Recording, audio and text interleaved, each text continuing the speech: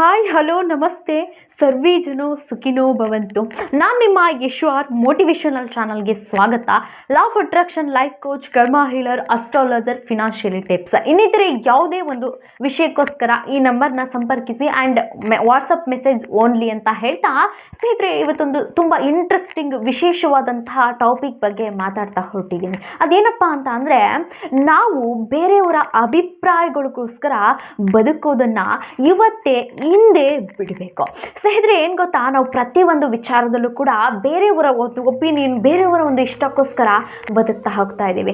So ನಾನು ಬೇರೆ ಒಂದು ಕ್ಯಾಸ್ಟನ್ನು ಮದುವೆ ಆಗಿಬಿಟ್ರೆ ಜನ ಏನು ಅನ್ಕೋಬಿಡ್ತಾರೋ, ಈ ಮನೆಯಲ್ಲಿ ಇದ್ದರೆ ಜನ ನನ್ನನ್ನು ಏನು ಅನ್ಕೋಬಿಡ್ತಾರೋ, ಸೊ ನಾನು ಇಂತಹ ಹುಡುಗಿನ ಮದುವೆ ಆಗಿಬಿಟ್ರೆ ಜನ ಏನು ಅನ್ಕೋಬಿಡ್ತಾರೋ, ಸೊ ನಾನು ಆರ್ಟ್ಸ್ ತೊಗೊಬಿಟ್ರೆ ಜನ ಏನು ಅನ್ಕೋಬಿಡ್ತಾರೋ, ನಾನು ಕಾಮರ್ಸ್ ತೊಗೊಬಿಟ್ರೆ ಜನ ಏನು ಅನ್ಕೋಬಿಡ್ತಾರೋ, ನಾನು ಸೈಕಲ್ ಓಡಿಸ್ತಾ ಇದ್ರೆ ಜನ ಏನು ಅನ್ಕೋಬಿಡ್ತಾರೋ. ಈ ರೀತಿ ಪ್ರತಿಯೊಂದಕ್ಕೂ ಕೂಡ ನಮ್ಮ ಲೈಫಲ್ಲಿ ನಾವು ಬೇರೆಯವರ ಒಂದು ಇಷ್ಟಕ್ಕೋಸ್ಕರ, ಬೇರೆಯವರು ಏನು ಅನ್ಕೋಬಿಡ್ತಾರೋ, ಬೇರೆಯವರು ನಮ್ಮನ್ನು ಏನು ಅಂತ ಹೀಯಾಳಿಸ್ತಾರೋ ಅನ್ನೋದಕ್ಕೋಸ್ಕರ ಲೈಫನ್ನ ನಾವು ಮಾಡ್ತಾ ಇರ್ತೀವಿ. ನಮಗೋಸ್ಕರ ನಾವು ಬದುಕೋದು ಯಾವಾಗ? ನೋಡ್ರಿ, ನಮ್ಮ ಒಂದು ಲೈಫ್ ಅನ್ನೋದು ಒಂದು ಸಣ್ಣ ಜರ್ನಿ ಕಣ್ರಿ. ನಿಜವಾಗ್ಲೂ ಆ ಲೈಫಲ್ಲಿ ನಾವು ಒಂದು ಒಳ್ಳೆ ಅತ್ಯದ್ಭುತ, ಈ ಒಂದು ಡೆತ್ ಆ್ಯಂಡ್ ಬರ್ತ್ ಈ ಮಧ್ಯೆ ನಮಗೊಂದು ಒಳ್ಳೆ ಸೂಪರ್ ಆದಂತಹ ಜರ್ನಿ ಇದೆ. ಆ ಜರ್ನಿನಲ್ಲಿ ನಮಗಾಗಿ ನಾವು ಒಂದು ಒಳ್ಳೆ ಚೌಕಟ್ಟಾದಂತಹ ಬದುಕನ್ನು ಸೃಷ್ಟಿಸಿಕೊಳ್ಳೋದೇ ನಮ್ಮ ಬದುಕು. ಕೆಲವೊಂದು ಸಲ ನಾನು ಹೇಳ್ತಾ ಇರ್ತೀನಿ ಯಾವಾಗ್ಲೂ, ನನ್ನ ಜನ ನನ್ನಂಥ ಒಂದು ಇನೋವಾ ಕಾರಲ್ಲಿದ್ದರೆ ಜನ ನನ್ನ ರೆಸ್ಪೆಕ್ಟ್ ಕೊಡೋ ರೀತಿಯೇ ಬೇರೆ ಇರುತ್ತೆ, ಜನ ನನ್ನನ್ನು ಆ ಮನೆಯಲ್ಲಿದ್ದರೆ ನನಗೆ ರೆಸ್ಪೆಕ್ಟ್ ಕೊಡೋ ರೀತಿಯೇ ಬೇರೆ ಇರುತ್ತೆ, ನಾನು ಆ ವಾಚ್ ಒಂದು ಒಳ್ಳೆ ಕಾಸ್ಟ್ಲಿ ವಾಚನ್ನು ಹಾಕ್ಕೊಂಡ್ರೆ ಜನ ನನಗೆ ಕೊಡ್ತಕ್ಕಂತಹ ರೆಸ್ಪೆಕ್ಟೇ ಬೇರೆ ಇರುತ್ತೆ. ಸೊ ನಾನು ಒಂದು ಇಂಜಿನಿಯರ್ ಓದ್ಬಿಟ್ಟು ಒಂದು ಸೈನ್ಸ್ ತೊಗೊಂಡು ಇಂಜಿನಿಯರ್ ಓದ್ಬಿಟ್ರೆ ಇಷ್ಟೇ ನಾವು ಓದಿದ್ದು, ಇಷ್ಟೇ ನಾವು ಕೆಪಾಸಿಟಿ ಅಂದ್ಬಿಡ್ತಾರೆ. ಸೊ ಈ ರೀತಿ ಒಂದು ವಿಷಯಕ್ಕೂ ಕೂಡ ಬೇರೆಯವ್ರಿಗೆ ಇವಾಗ ನಾವು ಯಾವುದಾದ್ರೂ ಒಂದು ಫಂಕ್ಷನಿಗೆ ಏನೋ ಒಂದು ಗೋಲ್ಡನ್ನ ಹಾಕೊಂಡು ಹೋಗಲ್ಲ, ಜನ ಏನು ಅನ್ಕೊಬಿಡ್ತಾರೆ. ಸೊ ನಾನು ಏನೋ ಒಂದು ಟ್ರೆಡಿಷನಲ್ ಆಗಿ ತುಂಬ ಒಡವೆ ಇರ್ತಕ್ಕಂಥ ತುಂಬ ಗೋಲ್ಡ್ನ ಹಾಕೊಂಡೋದ್ರೆ ಇವಳು ಶ್ರೀಮಂತಳು, ಇವರು ಶ್ರೀಮಂತರು, ಇವ್ರಿಗೇನೋ ಕಾಯಿಲೆ ಇಲ್ಲ ಅಥವಾ ಇವ್ರಿಗೆ ಏನೋ ಕಷ್ಟ ಇಲ್ಲ ಅಂತ ಅಂದ್ಕೊಬಿಡ್ತಾರೆ. ಸೊ ಈ ರೀತಿ ಪ್ರತಿಯೊಂದು ಮೂಮೆಂಟ್ಗೂ ಕೂಡ ನಮ್ಮ ಲೈಫನ್ನ ಬೇರೆಯವ್ರಿಗೋಸ್ಕರ ನಾವು ಮೀಸಲಿಡ್ತಾ ಬರ್ತಾ ಇದ್ದೀವಿ. ಹಾಗಾದರೆ ನಮಗಾಗಿ ನಾವು ಬದುಕ್ತಾ ಇರೋದು ಯಾವಾಗ? ನಮಗಾಗಿ ನಮ್ಮ ಜೀವನವನ್ನು ರೂಪಿಸ್ತಾ ಇರೋದು ಯಾವಾಗ? ಇದು ನಮ್ಮ ಬದುಕಲ್ಲವೇ? ಇದು ನಮ್ಮ ಜೀವನ. ನಾವು ಬರಬೇಕಾದ್ರೆ ಒಬ್ಬರೇ ಬಂದಿದ್ದೀವಿ, ಹೋಗಬೇಕಾದ್ರೆ ಒಬ್ಬರೇ ಹೋಗ್ತೀವಿ. ಸೊ ಏನಾಗ್ಬಿಟ್ಟಿದೆ ಬದುಕು ಅಂತ ಅಂದರೆ, ಬೇರೆಯವರು ನಮ್ಮ ಬಗ್ಗೆ ಏನು ಅನ್ಕೋತಾರೋ, ಬೇರೆಯವ್ರಿಗೆ ನಾವು ಎಷ್ಟು ಅಟ್ರಾಕ್ಷನ್ ಆಗ್ತೀವೋ, ಬೇರೆಯವರು ನಮ್ಮನ್ನು ಎಷ್ಟು ಹೊಗಳುತ್ತಾರೋ ಅನ್ನೋದ್ರ ಮೇಲೆ ನಮ್ಮ ಜೀವನವನ್ನು ನಾವು ನಡೆಸ್ತಾ ಹೋಗ್ತಾ ಇದ್ದೀವಿ ವಿನಃ ನಮ್ಮ ಇಷ್ಟ ಏನು, ನಮ್ಮ ಕಷ್ಟ ಏನು, ನಮ್ಮ ಸ್ಯಾಟಿಸ್ಫ್ಯಾಕ್ಷನ್ ಏನಿದೆ, ನಮ್ಮ ಗೋಲ್ ಏನಿದೆ, ನಮ್ಮ ಸೋರ್ಸ್ ಏನಿದೆ, ಯಾವ ವಿಷಯಕ್ಕೂ ಕೂಡ ನಮ್ಮ ಗಮನ ಹೋಗ್ತಾ ಇಲ್ಲ. ಈ ಬದುಕು, ಈ ಪ್ರಪಂಚದ ಸರೌಂಡಿಂಗ್ಸ್, ಒಬ್ಬ ಏನೋ ಒಂದು ಮಾಡ್ತಿದ್ದಾನೆ, ಒಂದು ಕಾರ್ ತಗೊಂಡಿದ್ದಾನೆ, ಜನ ತುಂಬ ಹೊಗಳ್ತಿದ್ದಾರೆ ಕಣ್ರಿ, ಸೊ ನಾನು ಇವತ್ತು ಕಾರ್ ತಗೋಬೇಕು. ಇವನು ಮನೆ ಕಟ್ಟಿದ್ದಾನೆ ಅಥವಾ ಏನೋ ಒಂದು ಸಾಧನೆ ಮಾಡಿದ್ದಾನೆ, IAS ಮಾಡಿದ್ದಾನೆ, ಸೊ ಅವನು IAS ಮಾಡಿದ್ದಾನೆ ಅಥವಾ IPS ಮಾಡಿದ್ದಾನೆ, ನಾನು ಆ ರೀತಿ ಮಾಡಬೇಕು. ಸೊ ಈ ರೀತಿ ಮೆಂಟಾಲಿಟಿ ಜನ ಅವರದಷ್ಟಕ್ಕೆ ಅವ್ರ ಮೇಲೆ ಅವರೇ ಡಿಪೆಂಡ್ ಆಗ್ತಾ ಹೋಗ್ತಾ ಇದ್ದಾರೆ. ಸೊ ನಮ್ಮ ಬದುಕು ಯಾವತ್ತ ಹೋಗ್ತಾ ಇದೆ, ನಾನು ಏನಕ್ಕಾಗಿ ಹುಟ್ಟಿದ್ದೀನಿ, ನನ್ನ ಒಂದು ಕೌಟುಂಬಿಕ ವರ್ಗ ಏನಿದೆ, ನನ್ನ ಸ್ಥಿತಿ ಏನಿದೆ, ನನ್ನ ಒಂದು ಆರ್ಥಿಕ ಪರಿಸ್ಥಿತಿ ಏನಿದೆ, ಎಲ್ಲದಕ್ಕೂ ಕೂಡ ಒಂದು ಕಡಿವಾಣ ಹಾಕ್ತೇನೆ ಬದುಕು ತುಂಬ ಒಂದು ಕ್ಲಿಷ್ಟಕರ, ಒಂದು ಆಂಗ್ಸೈಟಿ, ಒಂದು ಡಿಪ್ರೆಷನ್ ಎಲ್ಲವೂ ಕೂಡ ನಾವೇ ತಗೊಂಡು ಹೋಗ್ತಾ ಇದ್ದೀವಿ. ಬದುಕಲ್ಲಿ ಯಾರೋ ಏನೋ ಒಂದು ಮಾಡಿಬಿಟ್ರು ಅಂದ ತಕ್ಷಣ ನನಗದು ಬೇಕು, ಎಷ್ಟು ಹಂಬರದಿಂದ ಅವ್ರಿಗೇನೋ ಒಂದು ಮಾಡಿದ್ದಾರೆ, ಅದು ಎಷ್ಟೇ ಒಂದು ಕಷ್ಟ ಆಗಲಿ ರೀ ನಾನು ಮಾಡಬೇಕು. ಸೊ ನನ್ನ ಆರ್ಥಿಕ ಲಿಮಿಟ್ ಸ್ಥಿತಿ ಏನಿದೆ ಅನ್ನೋದನ್ನು ನೋಡಲ್ಲ. ಇವಾಗೆಲ್ಲ EMI ಲೋನ್ಸ್ ಎಲ್ಲವೂ ಕೂಡ ಇಂಡೈರೆಕ್ಟ್ಲಿ ಬರ್ತಾ ಇರೋದ್ರಿಂದ ನಿನಗೆ ಸಾಲ ಆಗಲಿ ಸೋಲ ಆಗಲಿ ಹೇಗೆ ಆಗಲಿ ಏನೇ ಮಾಡಲಿ ಎಲ್ಲವೂ ಕೂಡ ನಾನು ತೊಗೊಳ್ಬೇಕು, ವಿತಿನ್ ಸೆಕೆಂಡ್ ವಿತಿನ್ ಮಿನಿಟಲ್ಲಿ ಬರ್ತಕ್ಕಂತಹ ಒಂದು ಮೂಮೆಂಟ್ ಲೈಫ್ ನಮ್ಮದಾಗಿರೋದ್ರಿಂದ ನಮ್ಮ ಆಸೆ ಆಕಾಂಕ್ಷೆಗಳಿಗೇ ನಮ್ಮ ಒಂದು ಇತಿ ಮಿತಿನೇ ಇಲ್ಲದಿರೋ ಹಾಗೆ, ನಮ್ಮ ಒಂದು ಬದುಕಿಗೆ ಒಂದು ಆಸೆ ಇಲ್ಲದಿರೋ ಹಾಗೆ ನಮ್ಮ ಬದುಕು ಸಾಗ್ತಾ ಇದೆ. ಹಾಗಾಗಿ ನಮ್ಮ ಬದುಕನ್ನು ನಾವು ನಿರ್ಮಿಸೋಣ, ನಮಗಾಗಿ ನಾವು ಬದುಕೋಣ, ಬೇರೆಯವರಿಗಲ್ಲ. ಅವ್ರಿಗೂ ಅಂತ ಒಂದು ಲೈಫ್ ಇದೆ, ಅವ್ರಿಗೂ ಅಂತ ಒಂದು ಕುಟುಂಬ ಇದೆ, ಅವ್ರದ್ದೇ ಅಂತಹ ಒಂದು ಜೀವನ ಇದೆ. 5 ಬೆರಳು ಒಂದು ಸಮ ಇಲ್ಲ. ನನ್ನ ಒಂದು ಬದುಕು ಈ ಮಟ್ಟಕ್ಕಿದೆ, ಅವರ ಒಂದು ಬದುಕು ಆ ಮಟ್ಟಕ್ಕಿದೆ. ಆ ಮಟ್ಟಕ್ಕೆ ನಾನು ಹೋಗಬೇಕಂದ್ರೆ ಒಂದು ಛಲ ಇರಲಿ, ನಾನು ಏನು ಮಾಡಬೇಕು ಆ ಸೋರ್ಸ್ ಕಡೆ ಅನ್ನೋ ಒಂದು ಬದುಕಲ್ಲಿ ಒಂದು ನಿರ್ಮಿತವಾದಂತಹ ಒಂದು ಕೌಶಲ್ಯವನ್ನು ಬೆಳೆಸ್ಕೊಳ್ಳೋಣ.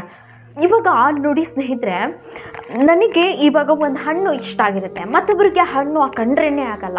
ಅಥವಾ ನನಗೆ ಒಂದು ಮಾಡ್ರನ್ ಡ್ರೆಸ್ ಇಷ್ಟ ಆಗಿರುತ್ತೆ, ಕೆಲವರಿಗೆ ಟ್ರೆಡಿಷನಲ್ ಡ್ರೆಸ್ ಇಷ್ಟ ಆಗುತ್ತೆ. ಹಾಗೆ ಪ್ರತಿಯೊಂದು ವ್ಯಕ್ತಿಗಳು ಕೂಡ ವಿಭಿನ್ನವಾಗಿರ್ತಾರೆ. ಸೊ ನಂತರನೇ ಬೇರೆಯವರು ಇರಬೇಕು ಅಂತ ಏನಿಲ್ಲ ಅಲ್ವಾ? ಅದಕ್ಕೆ ಯಾಕೆ ಹೇಳ್ತೀರಾ? ಸೊ ನಮಗೆ ಹುಟ್ಟಿರ್ತಕ್ಕಂಥ ಮಕ್ಕಳು ಕೂಡ ನಮ್ಮ ಥರನೇ ಇರಲ್ಲ, ಅವ್ರಿಗೆ ಅವ್ರದ್ದೇ ಆದಂತಹ ಒಂದು ಪರ್ಸ್ನಾಲಿಟಿ, ಐಡೆಂಟಿಟಿ ಇರುತ್ತೆ. ಸೊ ನಾವು ಮದುವೆ ಆಗಿರ್ತಕ್ಕಂಥ ವ್ಯಕ್ತಿನೂ ಕೂಡ ಅವ್ರು ಬೇರೆ, ನಾವು ಬೇರೆ ಆಗಿರ್ತೀವಿ. ಹಾಗಾಗಿ ಪ್ರತಿಯೊಬ್ಬರಿಗೂ ಕೂಡ ವಿಭಿನ್ನವಾದಂತಹ ವ್ಯಕ್ತಿತ್ವ ಇರುತ್ತೆ. ನನಗಿಷ್ಟ ಆಗ್ತಕ್ಕಂತಹ ತಿಂಡಿ ಅಥವಾ ಊಟ ಅಥವಾ ಒಂದು ಹಣ್ಣು ಬೇರೆಯವರಿಗೆ ಇಷ್ಟ ಆಗಬೇಕು ಅಂತ ಏನಿಲ್ಲ. ಪ್ರತಿಯೊಬ್ಬರಿಗೂ ಕೂಡ ಅವ್ರಿಗೆ ಅವ್ರದ್ದೇ ಆದಂತಹ ಒಂದು ಪರ್ಸ್ನಾಲಿಟಿ ಇರುತ್ತೆ. ಸೊ ಇವಾಗ ಯಾರಾದರೂ ನಿಮಗೆ ಒಂದು ಸಿಡುಕಾಗಿ ಒಂದು ಬೈದು ಬಿಟ್ಟರು ಅಂತ ಅಂದರೆ ಇಡೀ ದಿನ ನೀವು ಅದೇ ಯೋಚನೆಯಲ್ಲಿ ಇರ್ತೀರಲ್ವಾ? ಯಾರಾದರೂ ಸ್ನೇಹಿತರೆ ಒಂದು ಅರ್ಥ ಮಾಡ್ಕೊಳ್ಳಿ, ಏನಾದರೂ ನಿಮಗೆ ಡಿಸ್ರೆಸ್ಪೆಕ್ಟ್ ಕೊಟ್ಟರು ಅಂತ ಅಂದರೆ ನಿಜವಾಗ್ಲೂ ಕೂಡ ಅವರಿಗೆ ಒಂದು ನೆಮ್ಮದಿ ಅನ್ನೋದು ಇರಲ್ಲ. ಸೊ ಅವ್ರ ಮನಸ್ಸಲ್ಲಿರ್ತಕ್ಕಂತಹ ನೋವನ್ನ ನಿಮ್ಮ ಮೇಲೆ ಹೇಳಿರ್ತಾರೆ ಆ್ಯಂಡ್ ನಿಮ್ಮ ಮೇಲೆ ಬೈದಿರ್ತಾರೆ. ಸೊ ಹಾಗಾಗಿ ಬದುಕಲ್ಲಿ ಅವರಿಗೆ ಅವ್ರದ್ದಾದಂತಹ ಐಡೆಂಟಿಟಿ ಇರುತ್ತೆ, ನಮಗೆ ನಮ್ಮದೇ ಆದಂತಹ ಐಡೆಂಟಿಟಿ ಇರುತ್ತೆ. ನಾವು ಬೇರೆಯವ್ರಿಗೋಸ್ಕರ ಬೇರೆಯವರು ನಮಗೆ ವ್ಯಾಲ್ಯೂ ಕೊಡಬೇಕು ಅನ್ನೋದಕ್ಕೋಸ್ಕರ ನಮ್ಮ ಬದುಕನ್ನು ಸ್ಟಾಪ್ ಮಾಡಿ ನಮ್ಮ ಬದುಕು, ನನಗೆ ಒಂದು ಕೆಂಪು ಡ್ರೆಸ್ ಇಷ್ಟ ಆಗಿದೆಯಾ, ಕೆಂಪು ಡ್ರೆಸ್ ಹಾಕೊಳ್ಳೋಣ. ಅವ್ರಿಗೆ ಆ ರೀತಿ ನನ್ನ ಟ್ರೆಡಿಷನಲ್ ಆಗಿರಬೇಕು ಅಂತ ಹಾಕೊಳ್ಳೋದು ಬೇಡ. ನನಗಿಷ್ಟ ಆಗ್ತಿದೆಯಾ, ಓಕೆ ನನಗಿಷ್ಟ ಆಗ್ತಾ ಇದೆ. ಸೊ ಇವಾಗ ಕೆಲವೊಂದು ಸಲ ನಾವೇ ಅಂದ್ಕೊಳ್ತಾ ಇರ್ತೀವಲ್ವಾ, ಏನಪ್ಪ ನಮ್ಮ ಬಾಸ್ ಇವತ್ತು ಅವ್ನ ಹೆಂಡತಿ ಜೊತೆ ಸಿಕ್ಕಾಬಿಟ್ಟೆ ಜಗಳ ಆಡಿರಬೇಕು, ಅದಕ್ಕೋಸ್ಕರ ನಮ್ಮ ಹತ್ರ ಬಂದು ಎಗರಾಡ್ತಾ ಇದ್ದಾರೆ ಅಂತ.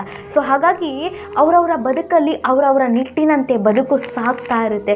ಯಾರ ಒಂದು ವ್ಯಾಲ್ಯೂಗೋಸ್ಕರನೂ ಈ ಬದುಕು ನಮಗೆ ಸಾಗಿಸಲಿಕ್ಕೆ ಸಾಧ್ಯ ಆಗಲ್ಲ. ಇವತ್ತು ನಾನು ತುಂಬ ಚೆನ್ನಾಗಿರ್ತಕ್ಕಂಥ ಒಂದು ಹುಡುಗಿನ ನನ್ನ ಮದುವೆ ಆಗಿಬಿಡ್ಬೇಕು, ಜನ ನನಗೆ ತುಂಬ ರೆಸ್ಪೆಕ್ಟ್ ಕೊಡ್ತಾರೆ, ಎಂಥ ಜೋಡಿಯಪ್ಪ, ಸೂಪರ್ ಜೋಡಿ ಅಂತಾರೆ ಅಂತ ನಾನು ಮದುವೆ ಆಗಿಬಿಟ್ರೆ ಅವ್ಳಿಗೊಂದು ಪೇಷನ್ಸ್ ಇದೆಯಾ, ಒಂದು ಆಟಿಟ್ಯೂಡ್ ಇದೆಯಾ, ಆ ಒಂದು ನನ್ನ ಜೊತೆ ನಡ್ಕೊಂಡು ಹೋಗೋದಕ್ಕೆ, ಸಂಸಾರ ಮಾಡೋದಕ್ಕೆ ಆ ಒಂದು ಗುಣ ಇದೆಯಾ ಅನ್ನೋದನ್ನ ನೋಡಲ್ಲ. ಅಟ್ರಾಕ್ಷನ್, ಬೇರೆಯವ್ರಿಗೊಂದು ಇಂಪ್ರೆಷನ್, ಬೇರೆಯವ್ರಿಗೋಸ್ಕರ ಒಂದು ವ್ಯಾಲ್ಯೂನ ಕೊಡೋದಕ್ಕೋಸ್ಕರ ದಯವಿಟ್ಟು ನಾನಿಲ್ಲಿ ಹೇಳೋದೇನಂತ ಅಂದರೆ ನಮ್ಮ ಬದುಕೋಕ್ಕೋಸ್ಕರ ನಮ್ಮ ಬದುಕನ್ನು ನಾವು ಸಾಗಿಸೋಕೆ ಹೋಗೋಣ. ಒಂದು ಟೈಮ್ ಏನಾಗ್ಬಿಡುತ್ತೆ, ಎಲ್ಲವೂ ಹೋದಾಗ ಎಲ್ಲವೂ ನಮ್ಮ ಒಂದು ಜೀವನ ಅನ್ನೋದು ಒಂಥರ ನಶ್ವರ ಇದ್ದ ಹಾಗೆ. ಇವಾಗ ನಮಗೆ ದುಡಿಬೇಕು, ಅವ್ರನ್ನ ಇಂಪ್ರೆಷನ್ ಮಾಡಿಸ್ಬೇಕು, ಅವ್ರು ನಮ್ಮನ್ನು ಕಂಡ್ರೆ ಏನೋ ಒಂಥರ ರೆಸ್ಪೆಕ್ಟ್ ಕೊಡಬೇಕು, ಈ ಹುಮ್ಮಸ್ಸಲ್ಲಿ ನಾವು ಬದುಕನ್ನು ಸಾಗಿಸ್ತಾ ಹೋಗ್ತಾ ಇರ್ತೀವಿ. ಕೊನೆ ಒಂದು ವೃದ್ಧಕ್ಕೆ ಬಂದಾಗ, ಕೊನೆ ಹಂತಕ್ಕೆ ಬಂದಾಗ ನಮಗೆ ಎಲ್ಲವೂ ಕೂಡ ರಿಯಲೈಸ್ ಆಗುತ್ತೆ. ನನಗೆ ಇದು ಇಷ್ಟ ಆಗಿತ್ತು, ನಾನು ಈ ಲೈಫನ್ನು ಮಾಡಲಿಕ್ಕಾಗಲ್ಲ. ಸೊ ನಾನು ಇವ್ರು ಏನೋ ಮಾಡಿದ್ರು, ಸಂಪಾದನೆ ಮಾಡಿದ್ರು ಅಂದ್ಬಿಟ್ಟು ನಾನು ಈ ರೀತಿ ಸಂಪಾದನೆ ಮಾಡಿದೆ. ಸೊ ನನ್ನ ಆಸೆ ಆಕಾಂಕ್ಷೆಗಳನ್ನೇ ನಾನು ಈಡೇರಿಸ್ಕೊಳ್ತಾ ಹೋಗಲಿಲ್ಲ. ಏನಿದು ಬದುಕು ಇನ್ನೊಂದಷ್ಟು ಇದ್ದರೆ ನನ್ನ ಆಸೆಗಳನ್ನೂ ಕೂಡ ನಾನು ಈಡೇರಿಸ್ಕೊಳ್ತೀನಿ ಅನ್ನೋ ಒಂದು ನಿಟ್ಟಿನಲ್ಲಿ ನಮ್ಮ ಬದುಕು ಸಾಗ್ತಾ ಹೋಗುತ್ತೆ. ಹಾಗಾಗಿ ನಮ್ಮ ಜೀವನದಲ್ಲಿ ನಾವು ನಮಗೋಸ್ಕರ ಬದುಕೋಣ. ನಮ್ಮ ಇತಿಮಿತಿ ಏನಿದೆ, ನಮ್ಮ ಆರ್ಥಿಕ ಮನಸ್ಥಿತಿ ಏನಿದೆ, ನಾನು ಏನನ್ನ ಗೋಲ್ ಇಟ್ಕೊಂಡಿದ್ದೀನಿ, ನಾನು ಯಾವ ಒಂದು ಸೋರ್ಸಲ್ಲಿ, ನಾನು ಏನು ಕ್ಷೇತ್ರದಲ್ಲಿ ಯಾವ ಒಂದು ಸಕ್ಸಸ್ನ ಕಾಣಬೇಕು ಅಂತ ಅಂದ್ಕೊಂಡಿದ್ದೀನಿ, ಅದಕ್ಕೆ ನಾನು ಹೊಸ ವಿಷಯಗಳನ್ನ ಯಾವ ರೀತಿ ಕಲಿಬೇಕು, ಯಾವ ರೀತಿ ನೆಟ್ವರ್ಕ್ನ ಒಳ್ಳೆ ರೀತಿ ನಾನು ಸಂಪಾದನೆ ಮಾಡಬೇಕು, ಈ ರೀತಿ ಸ್ವಲ್ಪ ಯೋಚನೆ ಮಾಡಿದ್ರೆ ಬೇರೆಯವರ ಇಂಪ್ರೆಸ್ ಮಾಡ್ತಕ್ಕಂತಹ ಒಂದು ಆ್ಯಟಿಟ್ಯೂಡ್ ಗುಣ ನಮ್ಮಲ್ಲಿ ಹೋಗುತ್ತೆ ಅಂತ ಹೇಳ್ತಾ ಎಲ್ರಿಗೂ ಕೂಡ ಶೇರ್ ಮಾಡಿ. ಹಾಗೆ ನನ್ನ ಚಾನಲ್ನ ಯಾರಿನ್ನ ಸಬ್ಸ್ಕ್ರೈಬ್ ಆಗದೆ ನೋಡ್ತಿದ್ದೀರಾ ದಯವಿಟ್ಟು ಸಬ್ಸ್ಕ್ರೈಬ್ ಮಾಡ್ಕೊಂಡು ವಿಡಿಯೋ ನೋಡಿ, ಹಾಗೆ ಎಲ್ರಿಗೂ ಶೇರ್ ಮಾಡಿ ಅಂತ ಹೇಳ್ತಾ, ನಮಗಾಗಿ ನಾವು ಬದುಕೋಣ. ಇರ್ತಕ್ಕಂತಹ 3 ದಿನದ ಬದುಕು ಸಾಧ್ಯ ಆದರೆ 4 ಜನಕ್ಕೆ ಸಹಾಯ ಮಾಡೋಣ. ಸಾಧ್ಯ ಆಗಲಿಲ್ವಾ, ಅದೇ 4 ಜನಕ್ಕೆ ಕೆಟ್ಟದಂತೂ ಬಯಸೋದು ಬೇಡ. ನಮ್ಮಷ್ಟಕ್ಕೆ ನಾವು ಬದುಕನ್ನು ಸಾಗಿಸ್ತಾ ಹೋಗೋಣ. ಏನಂತೀರಾ?